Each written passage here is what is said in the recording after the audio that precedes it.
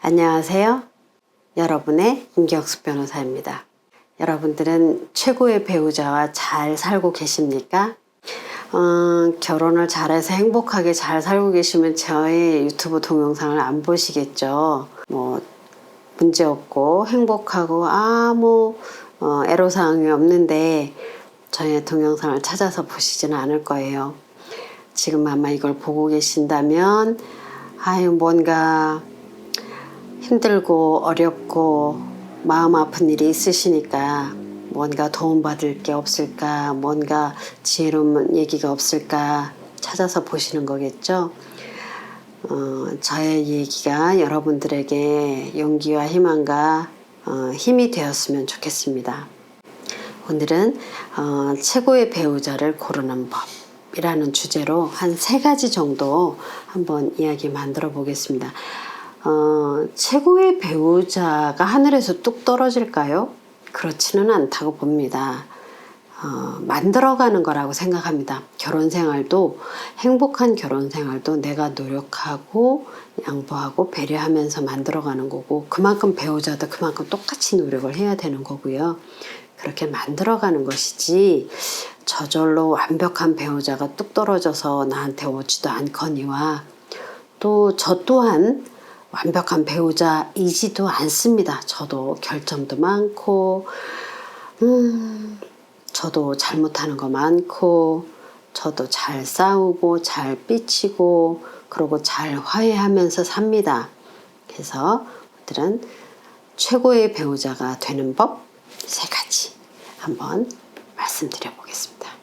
첫 번째는 일단 회사에서든 친구들 관계, 대인 관계든 어디서나 공통적으로 적용되는 원리 원칙인데요.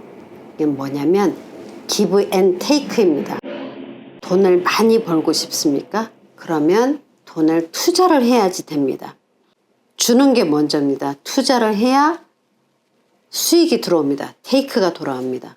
마찬가지로 사람 관계에서도 좋은 친구를 만나고 싶습니까? 가만히 있으면 좋은 친구가 저절로 제 옆에 와서 뚝 하고 와서 내가 너의 좋은 친구야 라고 옵니까? 그렇지 않죠. 내가 배려하고 베풀고 들어주고 감싸주고 위로해주고 하면 그 친구가 저한테 좋은 친구가 돼서 같이 저를 위로해주고 공감해주고 저의 좋은 친구가 되어줍니다. 마찬가지죠. 사업이나 인간관계나 마찬가지입니다. 부부관계도 마찬가지예요.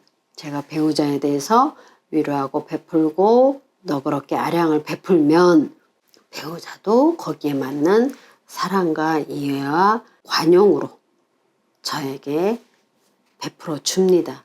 그래서 좋은 배우자가 되는 거는 항상 내가 먼저 베풀어야 되고 항상 대화가 통하는 사람. 가끔 저희 의뢰인 중에 이런 얘기 있어요.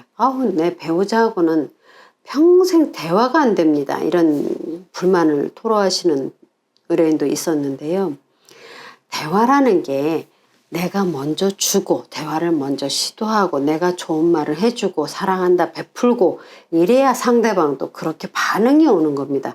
나는 가만히 점점 떨고 있는데 배우자가 와서 나한테 사랑한다 얘기해주고 나한테 베풀고 이야기하고 이렇게 하지는 않아요.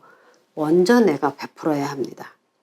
그래서 대화가 잘 통하는 사람, 대화가 잘 통한다는 것은 내가 먼저 상대방의 이야기를 잘 들어주어야 상대방이 내 이야기 잘 들어주는 사람, 대화가 잘 통하는 사람이라고 생각을 해서 상대방도 내 이야기를 잘 들어주는 겁니다. 내 이야기는 들어주지 않는데 상대방 얘기만 계속 한다면 그거는 한두 번은 들어줄 수 있어요. 한두 번은 인내심을 가지고 들어줄 수 있는데 어느 정도 지나면 안 듣습니다. 듣기 싫다고 합니다.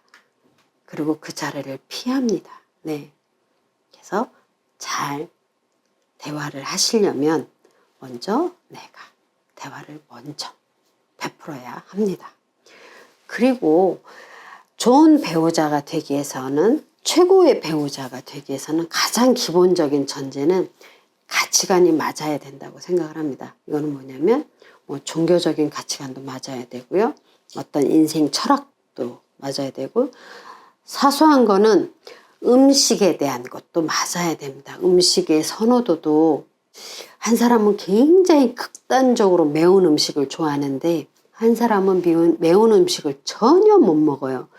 그러면 조금 많이 힘들겠죠. 한 사람은 고기를 엄청 좋아하는데 한 사람은 고기를 전혀 안 먹어요. 예를 들면 한 사람은 회를 엄청 좋아하는데 한 사람은 회를 막 전혀 싫어하는 게 아우 비린내 나. 그게 무슨 맛이야. 그렇게 해서 싫어하는 사람들이라면 잘 맞기가 힘들죠. 그런 음식부터 어떤 철학, 어떤 가치관, 어떤 취미 이런 등등 이런 모든 게 잘 맞아야 최고의 배우자가 될 수 있습니다. 그런 과정은 서로 맞춰가는 과정을 잘 이끌어내셔야 되죠. 저절로 딱 맞지는 않아요. 처음부터 잘 맞는 사람이 어디 있어요? 맞춰가는 거지. 그리고 두 번째는 최고의 배우자가 이제 처음부터 딱 최고의 배우자가 돼서 만나면 좋겠지만 살아가면서 위기의 순간을 겪어보면 아, 이 사람이 최고의 배우자이구나 아니구나라는 거를 알게 됩니다. 예를 들어서 설명을 드려볼게요. 우리나라에 1998년, 99년, 2000년 요 무렵에 우리나라에 IMF라는 시기가 있었습니다. 2000년도 이후에 태어나신 젊은 분들, 그분들은 지금 뭐 20대이기는 하지만 그런 분들은 잘 모를 거예요. 그러나 1900년대를 같이 살아오신 분들이라면 우리나라가 그 IMF를 아주 혹독하게 겪었습니다. 그리고 그 IMF를 성공적으로 벗어난 또 유례 없는 나라가 또 우리나라이기도 합니다. 그 IMF 때 그 위기가 닥치잖아요. 그러니까 이제 대부분의 많은 가장들이 명예퇴직 당하고 실직 당하고 일자리가 줄어들고 뭐 가지고 있던 부동산 값이 폭락을 하고 주식도 폭락을 하고 경제적으로 나라 전체가 엄청 힘들었습니다. 그럴 때 위기가 닥쳤을 때 이제 두 가지 부류로 나눠집니다. 한 가지 부류는 위기가 닥쳤을 때 실직한 가장을 붙들고 당신 뭐 어디 직장을 잃었으니 집에서 놀고만 있을 거야. 어디 나가서 막노동이라도 해. 식구들 먹여는 살려야 되잖아 하면서 남편을 계속 괴롭혔다기보다는 어쨌든 남편에게 뭐 누구네 집 아빠는 직장 잘만 다니더만 당신은 왜 잘렸어? 당신이 무능해서 잘린 거 아니야? 이런 식으로 공격하면서 비난하거나 남편의 무능을 탓하거나 하시는 부부들도 많이 있었습니다. 그때는 유망한 이야기가 있었어요. 아침에 출근한다고 나와서 산에 갑니다. 양복에 구두 신고 갈 데가 없으니까 그때 산에 가서 하루 종일 앉아서 기다리고 있다가 퇴근 시간에 퇴근한 것처럼 집에 돌아오고 그렇게 하시는 분들도 있었습니다. 근데 퇴직금 받은 거 가지고 월급이라고 갖다 주고 이런 식으로 그런 시기를 견뎌내시는 분들도 있었는데 그런 분들은 그 가정의 경제적 어려움이나 위기를 배우자 탓을 합니다. 너 때문에 이래서 당신이 무능해서 이래 이러거나 남편은 아니 그러면 내가 이렇게 힘들면 당신이라도 나가서 파출부를 하든 가사 도우미를 하든 아니면 식당에 나가서 일을 하든 좀 벌어와야지 당신은 아무것도 안 하면서 왜 나한테만 이래 이렇게 서로 비난을 합니다. 그러면 집에 있던 분이 아니 내가 무슨 기술이 있어 뭐가 있어 자격증이 있어 지금 나가서 무슨 일을 한다고 해 내가 해봐야 벌어봐야 얼마나 벌겠어 이런 식으로 또 이제 부부싸움을 많이 합니다. 그런데 반면 다른 부류는 어떤 케이스냐면은 이제 남편이 경제적으로 위기가 닥쳤어요. 실직을 했어요.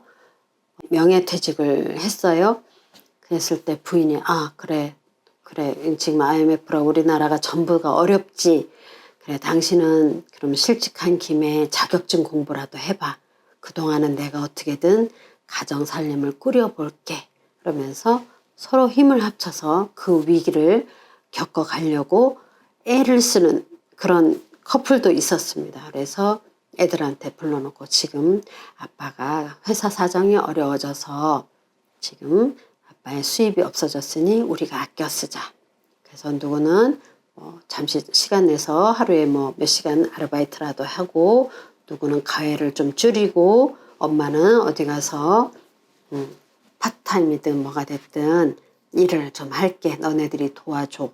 우리 그리고 아빠에게 용기를 잃지 말자고 우리 똘똘 뭉쳐서 이 위기를 이겨내보자 라고 격려하면서 그 힘든 시기를 견뎌내시는 그런 커플도 있습니다.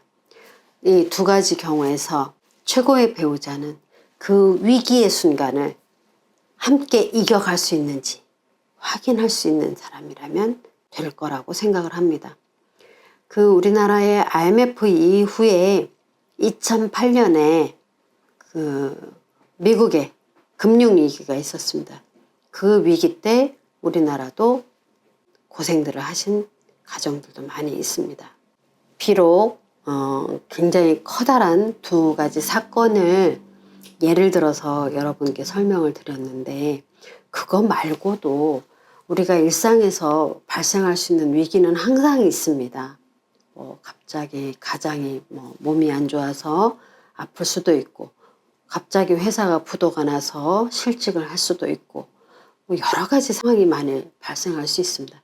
그 위기를 상대방 배우자의 탓으로 돌리지 말고, 그래 우리 함께 이 힘든 시기 이겨나가자. 우리가 절약하면 될 거야. 우리가 이 고비만 넘기면 그 다음에는 좋은 일이 있을 거야.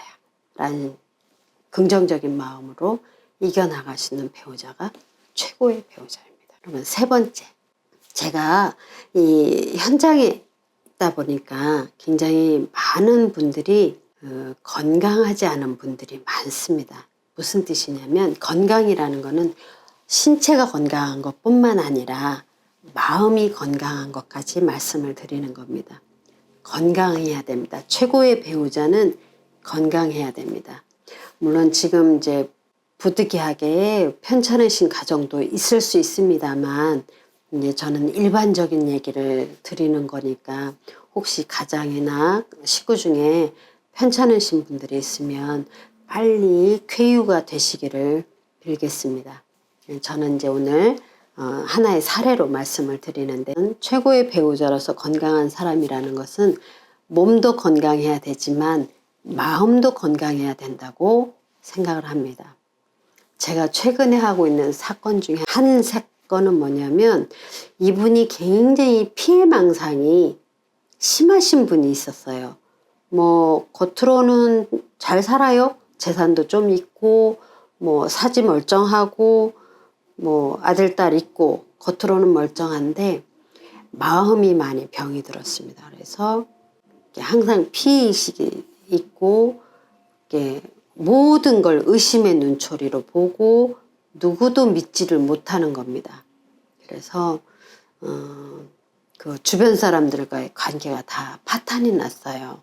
그런 분이 있는데, 그런 분이라면 그 분의 가족하고에도 관계가 안 좋고, 친구들과의 관계도 안 좋고, 직장인과의도 관계도 안 좋고 하기 때문에 결코 최고의 배우자로서의 요건은 못 갖춘 사람이라고 보여집니다. 그래서 마음이 건강한 사람, 그리고 기본적인 신뢰는 가지고 있어야 된다는 생각입니다.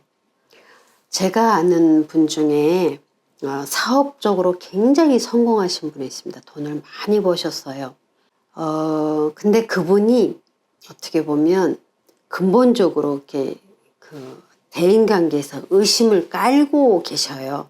그러니까는 누구 무슨 말을 하면 그 말을 절대 안 믿습니다. 물론 그렇게 의심을 하고 확인하고 또 검증을 여러 번 했기 때문에 성공을 하셨을 수도 있어요.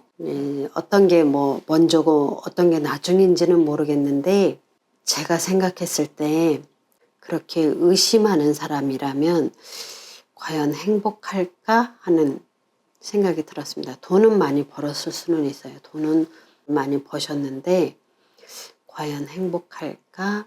그런 의심이 들었습니다. 그래서 최고의 배우자로서는 첫 번째, 가치관이 맞아야 되고, 대화가 통해야 되고 항상 먼저 베풀어 줄 수 있는 사람. 두 번째, 위기의 순간을 함께 이겨갈 수 있는 사람. 세 번째, 몸과 마음이 건강한 사람. 이 세 가지를 저는 최고의 배우자라고 생각을 합니다. 그리고 저도 최고의 배우자가 되도록 노력을 합니다. 저절로 되는 건 아닙니다. 저도 가끔 저희 배우자 속을 썩이기도 하고요. 가끔 화를 내기도 하고요. 네, 저도 많이 부족합니다. 네, 부족한 와중에 그래도 잘해보려고 열심히 노력을 합니다. 여러분들도 자신의 부족함을 알고 그거를 메꿔나가고 보충해 나가고 좋은 배우자가 되도록 노력을 하신다면 여러분들도 최고의 배우자가 되실 겁니다. 지금까지 저의 이야기가 유익하셨나요? 네, 지금까지 임경숙 변호사였습니다. 감사합니다.